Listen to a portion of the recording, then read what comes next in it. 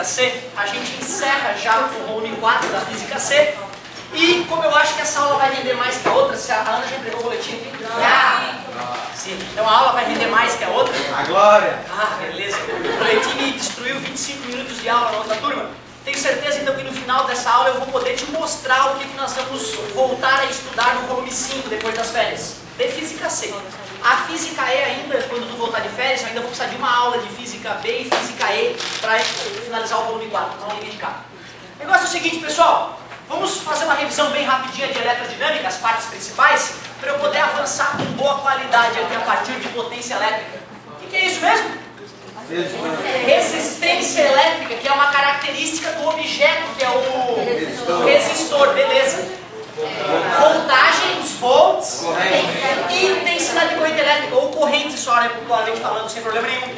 Mas isso não é a primeira lei de Ohm. O que é a primeira lei de Ohm? Tem que ser constante. Parabéns. Quem tem que ser constante? O R. O resistor é constante, ou a voltagem é diretamente proporcional à corrente. A primeira lei de Ohm diz que o resistor ôhmico apresenta resistência constante. Show de bola. Porém, isso aqui já é de fato a segunda lei de Ohm. Aquilo ali não é a primeira lei de Ohm. A primeira lei de Ohm diz que o R é constante. Isso sim é a primeira lei de Ohm. Agora, isso aqui já é a segunda lei. Ou seja, a segunda lei de Ohm me permite calcular a resistência elétrica de um fio, sendo que o L é o comprimento. Quanto maior o comprimento, Maior a resistência. E é inversamente proporcional à área da seção do fio. Corta o fio perpendicularmente, aquela areazinha, que geralmente é arredondada, é a área da seção. Mas também depende da resistividade, que é uma característica do material. Tá bonito, gente, show de bola. Então, essa aqui era o começo da eletrodinâmica. Na verdade, o começo de verdade foi a dedução da intensidade de corrente elétrica, que é a quantidade de carga sobre o tempo, coulombs por segundo, que é o famoso ampere. Aliás, o nome desse aparelho: amperímetro mede ampere, voltímetro mede volts. Grandão? Pequenininho? A galera achava que eram partículas positivas, os opostos? Então vai para a direita, sentido anti-horário é o convencional, e o real é o horário, no sentido oposto. Quando fores te referir a uma corrente elétrica, nunca use o sentido da direita para a esquerda, porque da direita para a esquerda em cima vai ser uma coisa, embaixo vai ser outra. Então sempre no sentido horário ou anti-horário. Só revisãozinha até agora. E o que vai acontecer agora é bem interessante. Nós vamos relacionar aquilo que estávamos estudando antes, eletrostática, com uma parte da eletrodinâmica muito importante, muito cobrada no vestibular.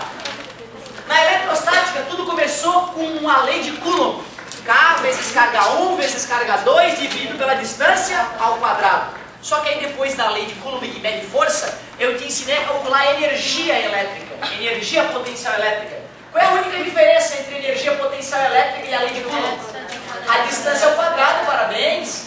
A partir da ideia de força elétrica, desenvolvemos a ideia de campo elétrico, que é força sobre carga. A partir da ideia de energia potencial elétrica, desenvolvemos a ideia de potencial elétrico, a voltagem, K vezes Q sobre D. O que é potência elétrica, pessoal? A definição de potência em toda a parte da física é a mesma. Energia sobre tempo. Esta é a definição de potência. Está medindo quanto de energia está se transformando, gerando, perdendo com a variação do tempo. Aliás, qual é a unidade de energia do sistema internacional?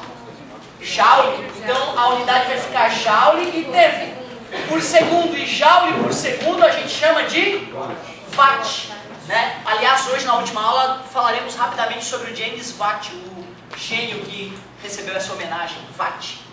Bom, eu vou pegar a definição de potência que serve para todas as áreas da física e vou substituir aquelas informações do passado ali. Energia, já que eu quero potência elétrica, eu vou colocar no lugar da energia elétrica. Energia potencial elétrica, constante eletrostática, vezes carga 1, vezes carga 2, dividido pela distância. Tudo bem para vocês? Tudo. E isso está dividido pelo... Isso é uma divisão de fração. É a primeira vezes... Vou pegar a segunda, vou inverter multiplicando. eu multiplico frações, multiplica a parte de cima e a parte de baixo. Vê se tu concorda com esse arranjo que eu vou criar ali. Ó. Tudo bem pra ti o que eu fiz, ó? Tá aqui e esse cara eu deixei dividido por aquele. Isso aqui, pessoal, o que é mesmo? É uma voltagem. K vezes Q sobre D é uma voltagem. O que é Q sobre delta T? É a corrente. Então, ó, uma coisa que se faz uma vez só na vida, uma na morte. A dedução da fórmula de potência elétrica. P igual a V vezes I. Não se esqueçam, gente, eles só podem te cobrar essa dedução em vestibulares diferenciados, como IME, ITA, etc. Vou fazer medicina na UFSC, professor. Tu não é obrigado a saber a dedução. Tens que saber usar essa fórmula, tens que saber usar essa fórmula, isso sim. Tá? Mas eu fiz a dedução porque tu sabe, né? Eu gosto de sempre mostrar de onde as coisas vêm. Essa fórmula ela é sempre fornecida na UFSC, sempre, sempre, sempre. Só que agora eu vou usar essa fórmula, muito importante, e essa outra, ó, V igual a F vezes I, que é a nossa fórmula sagrada dos circuitos elétricos, né? E as duas farão amor. E 2 filhotinhos vão nascer. Olha que bonito. É muito bonito. Vamos lá, galerinha. Vamos ver como é que vai ser essa interação entre as fórmulas. Vou falar outra coisa. É que elas já estão maduras. Elas já estão maduras, está na hora. Pessoal, uma coisa interessante aqui, ó. Com essas duas fórmulas, tá? Tu mata qualquer problema que envolva potência. Só que às vezes tu ter as fórmulas derivadas das duas agiliza um monte a tua vida. É a mesma coisa que resolver um problema de cinemática que precisa de Torricelli, usando as equações do horário da posição e horário da velocidade. Dá, só que dá um trabalho federal, certo? Então às vezes tem a equação de Torricelli, né? É muito mais prático. Então, atenção. Isola numa? Eu vou pegar o P igual a V vezes I, que é a que a gente originou a partir da definição de potência, e vou colocar no lugar do V R vezes I. Olha que simples, gente. R vezes I. Claro, vai ficar P igual a R vezes I ao quadrado. Simples assim. Nada que essas duas façam, essa vai fazer. Não tem nada que uma faz que as outras não fazem. Só que ter essa em mãos pode ser muito ágil, muito rápido. Uf, acabou o problema. Vou pegar de novo. P igual a V vezes I, só que eu vou isolar o I aqui nessa. Tá multiplicando, passa I igual a V sobre R. Vou colocar no lugar daquele V, no lugar do I, perdão, V sobre R, que é a mesma coisa. R vezes R, V ao quadrado sobre R. Essas duas fórmulas a UFSC tem fornecido, tá? Ela tem fornecido essa e fornecido essa também. Eu acho que está na hora dela parar de fornecer essas fórmulas. Porque tu concorda que com essas duas é super simples achar as outras duas? Se tu acha difícil isolar uma e substituir na outra, nesses casos que eu fiz, é um sinal de alerta e eu te convido para vir na assistência, resolver esse problema de álgebra básica, para chegar no vestibular bem firme, tá? Então, ó, geralmente a UFSC fornece as três, mas se ela quiser, ela pode parar de fornecer essas duas, né, e fornecer só essas. E exigir do aluno que se ele precisar das outras, ele que se vire, certo? Ia dar uma aumentada na qualidade do vestibular, só esse pequeno detalhe. Faz um exemplo, professor. Claro, vou fazer um exemplo bem bacana sobre justamente esse ponto da matéria. Um exemplo que caiu na UDESC. Se eu não me engano, é o exercício 52 dessa parte. Deixa eu ver se é isso.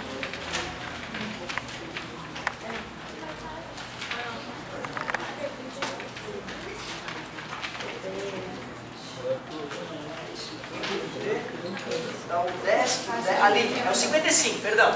É página 82, tinha falado errado. Exercício 55. É recente essa aí, ó, é da UDESC dos 2 últimos anos, pelo menos. Olha que questão interessante. E primeiro eu vou resolver sem usar as fórmulas acessórias, usando só as duas fórmulas originais, para a gente ver o trabalho que vai dar. E depois vou usar resolvendo as fórmulas acessórias para te mostrar por que vale a pena. Um determinado resistor é ligado aos terminais de uma bateria de 1,5 volts. Tem um resistor qualquer, ligou ele numa bateria de 1,5 volts. A potência dissipada no resistor é 0,150 watts. Potência 0,150 watts. O mesmo resistor então, ele pegou o mesmo resistor e agora ligou numa tensão de 3 volts. Qual é a potência dissipada nesse caso? 300 watts. É o que ele quer. ele quer que a galera que de repente não treinou o suficiente ou não estudou essa parte o suficiente, acredite que dobrando a voltagem, dobrará a potência. Mas nós vamos primeiro fazer a conta matematicamente para ver se é realmente isso. Muito obrigado. Pessoal, esquece primeiro essas duas, ó. Esquece primeiro essas duas. Vamos pensar só nas duas originais. O que eu posso fazer, já que eu tenho a potência e a voltagem? Eu vou precisar descobrir a resistência para poder usar a mesma resistência lá. Essa é a charada para matar o problema. Afinal, a resistência de um resistor é a mesma, constante, desde que ele seja ômico, né? E mesmo que ele não fale que é ômico, tu tem que considerar que ele é ômico, tá? Só que eu não posso calcular o R de cara, já que eu não conheço essas fórmulas. Eu tenho que calcular o que primeiro? Muito obrigado. P igual a V vezes I, potência 0,15, né? Mesmo que 0,150. A voltagem é 1,5, está multiplicando, passa. E 1,5 é 10 vezes maior que 0,15. Logo, o resultado dá 0,1, um décimo. Beleza? Calculei o I. O que dá para calcular? Dá para achar a resistência, afinal V igual a R vezes I, a voltagem 1,5, a resistência eu quero, porque eu sei que ela é fixa, não muda. 0,1 está multiplicando, passa. Dividir por 0,1 é o mesmo que multiplicar por 10. Afinal é um décimo, né? Inverte a fração, multiplica por 10, 15. 15 ohms. Agora que eu sei a resistência e sei que ela não muda, eu vou analisar a nova situação. P igual a V vezes I. É isso que eu vou querer. Eu vou querer determinar a potência. A voltagem eu já tenho. Só que a corrente é a antiga. Eu preciso da nova corrente. Como é que eu vou calcular? Olha que legal. V igual a R vezes I. Voltagem 3. Resistência 15. Acabei de calcular e ela se mantém. Está multiplicando, passa. 3 dividido por 15 é 1/5 e 1/5 é 0,2. Ah, olha lá quem é que dobra, ó. A corrente dobra. Isso a gente já sabia. Se a voltagem dobra, a corrente dobra. Não é a potência que dobra. Agora dá uma olhada. 0,2. Nova potência, 0,6 watts. O que aconteceu com a potência, gente? Claro, porque a voltagem dobrou e a corrente dobrou. O dobro vezes o dobro, 4 vezes maior. Tu viu quanta conta eu tive que fazer para resolver uma questão tão simples?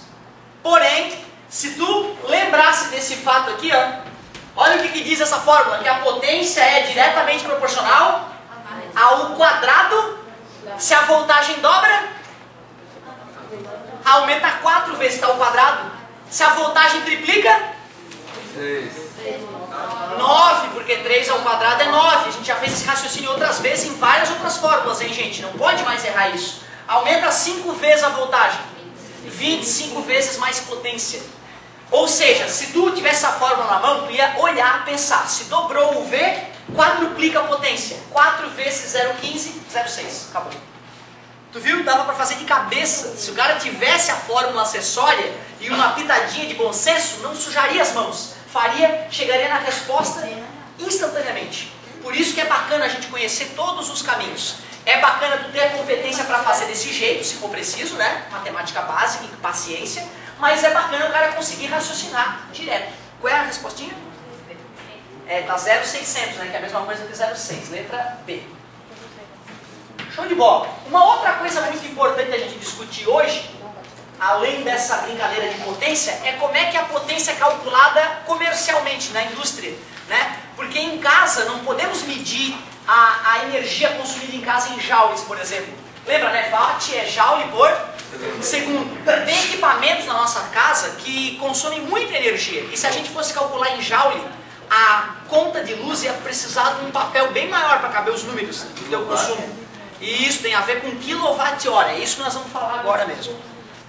Vamos para a continuação, então.